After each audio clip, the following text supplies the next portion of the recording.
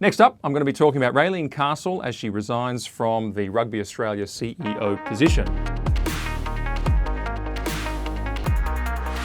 Some are putting it down to sexism. Some are saying it was because she was made the scapegoat for the failures of others. Some are saying her welfare was at risk because of how she suffered in the role. Some are saying it was due to civil war within the game, etc., etc. There's been articles galore, trying to paint the best version of history possible. But what really went wrong? Well, I think a number of things went wrong. Some of them are obvious, one or two not so obvious. The first one is obvious, that the game was performing really badly and it was getting worse. In the 7 rounds that were played of the current season prior to the COVID-19 shutdown, Australian teams barely won a single game. New South Wales recorded its lowest attendance in the competition's 25-year history, with 7,491 people attending a home game, 25% plus below the next lowest level for a home game in that state. Average attendance across all states was just 7,324, which is well below the 11,300 average that was had last year in a World Cup year, although granted a full season. Average attendance across everywhere was down, but also quality players are more scarce than they were. Crowds are losing their enthusiasm as a result. You had star players like Quade Cooper, Will Genia and Bernard Foley all shipping out to Japan, and they did that. It was a dismal World Cup year last year, and off they went. Not to mention Israel Phillips, who actually got fired. A lot of good players out the door. Rugby Australia reported a $9.4 million budget deficit as well to add to the problems, although that's yet to be audited and some are saying it could be worse. Now the reality is this, call it what you like. There's arguments about the sexism and all these other innuendos. It is true that the CEO does bear ultimate responsibility for all of these things. That's the CEO's job. That's why they're paid big bucks while they're in the job. That's why they work exceedingly hard while they're in the job and longer hours than anybody else, usually as a rule. They are responsible and they are that kind of person who's not common, a little bit unusual, who can run complex organisations to achieve big strategic goals. Those are the people that are CEOs, and they take the job knowing that they are responsible for those key metrics like the ones I just described. And big strategic goals that need to be achieved through the good management and tweaking of the organisation, like improving people's perception of the game in this case, like managing a budget, like keeping the fans coming along, retaining star players, negotiating a solid broadcasting deal. Those goals are just the bread and butter of the position, and they rise and fall with the CEO's effectiveness. But I believe that these goals were undermined more by one thing than by others. And I may be on the outer here. It's not something that's been talked about really that much in the last few weeks, but I believe it's true, and I'll tell you why. I think the single biggest thing was the sacking of Israel Phillips. And I think that because underlying all of the problems that I just described was this issue of alienation. The game was alienating people, especially its fans. People just switching off the TV. The ratings were through the floor. People lost their passion for the game, not there to attend. People who feel like they've lost their connection with the game. That's why the dollars weren't flowing in so fast. That's why the star players were looking for greener pastures. Even their enthusiasm is on the wane for the Australian version. That's why attendance and ratings are down. Broadcasters don't even want to pay for it. And those negotiations went terribly. And it's small wonder, because for an entire year, Rugby Australia became a symbol of draconian political correctness. It had sacked a star player who was well loved, and it was done in some sort of moral crusade that didn't sit well with the supporters of the game. He was a player that was a perfect fit for the mission and the purpose of Rugby Australia that the CEO should have in her mind, capable of enthusing fans, capable of winning games, and all of the things which are critical for rugby, i.e. sport. But the problem was this: something was made greater. And it was a political crusade. And that saw Israel Phillips sacked. And that is what Rugby Australia became, in the eyes of many. A lecturer of political correctness. A woke organisation, first and foremost, primarily. And funnily enough, despite the stated purpose of those actions, it actually came off as divisive.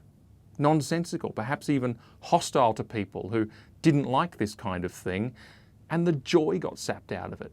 It became just unfun. And that sense has dominated for 12 months of the game's existence. The sport lost its focus. It deviated right off mission. Indeed, another mission became preeminent. But perhaps most remarkable for me was to witness as well something quite unusual, which is the way in which all of Raelene Castles' own tactics ended up being used against her from this ideological battle. Firstly, she became the subject of, and anyone who was reading could see this, a pretty bruising campaign in her final days, and much of it was funneled through the media. And I looked at that and I thought, well, isn't that the same as what she did to Folau? Her PR people were watching his every word, orchestrating stories, leaking gossip, and even spreading lies through coordinated media stories across platforms and across outlets in relentless waves, well-timed, well-crafted, well-orchestrated. And so her tactic came back on her. I mean, secondly, she had her supporters peeled away from her one by one, so that she ended up with too few to survive, so she had to resign. She did the same thing to Folau, or tried, well, she did actually try achieve it in some respects with Folau. There were people operating behind the scenes, I've never really said this, operating behind the scenes to target those of us who spoke up in support of Folau in very particular ways to try and convince us to stop. One person especially was a concerned member of the public with ties to rugby, and she managed to do a lot of damage, even convincing people who had agreed, for example, to be witnesses for Israel in court, if that day came, to withdraw their support and refuse to do it after they'd agreed to do it. And I was targeted as well and encouraged to stop in strong terms. And the person who targeted me had done a lot of background research on me and knew exactly what buttons to push. There was a pretty nasty, shadowy background campaign taking place through all of this, under the radar. And I sit there and I go, well, surely those tactics have come back to bite. Thirdly, she's now going to struggle to find similar employment after the problems that have been faced. But she wanted that to happen to Folau. That was her end game. She fought to have him banned for life. Made a leper in the football community, never able to make a career out of that ever again. And the unbelievable result is that she has reaped what she sowed. She has lost her career and he has not. And make no mistake, this was ideological, it was deliberate. At the tribunal, she agreed that the Bible, quoted verbatim, could amount to hate speech and would indeed be sufficient to earn someone the same treatment as had been given to Folau, if the page of the Bible were photocopied. In a press conference after his sacking, I remember watching this, she made it clear that the case was intended to set a precedent in professional sport throughout Australia, if not the world. Those are her words.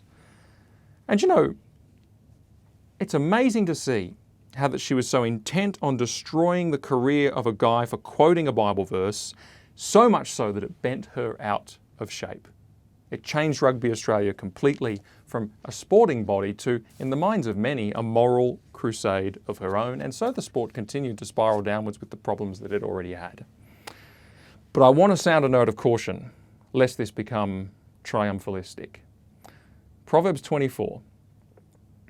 Do not rejoice when your enemy falls, and do not let your heart be glad when he stumbles. Or the Lord will see it and be pleased and turn his anger away from him. Do you know the danger of politics, and indeed the danger of the political war which Raelene herself ignited, is that it leads us to view the opposition as an enemy to be destroyed, rather than a human soul to be reached and to be saved. And that's a terrible thing. And you know, I'm very much in danger of it. I think I say laughingly, I took 5 years off my life expectancy fighting all the things that I described a moment ago in a very intense moment in life, or a few weeks. But see, Jesus loved his enemies. He prayed for those who persecuted him. He wept for those in rebellion. Those are all taken from specific instances in the Gospels. And here's the thing, it wasn't fake. He meant it. Because his heart was for them. It was for their salvation. It was for their freedom. And we ought to be the same. And yes, I'm glad in one sense that Rugby Australia will have new leadership, but I see too much gloating and celebration, and that's really wrong. And so I say this is a chance for us to check our hearts. And perhaps the best thing we could do is pray for Raelene, because clearly she's got an issue. clearly it's come back to bite her. You just never know where someone's at in a moment like this. But before I finish, let me quickly read the proverb which lies immediately before the one that I just read out.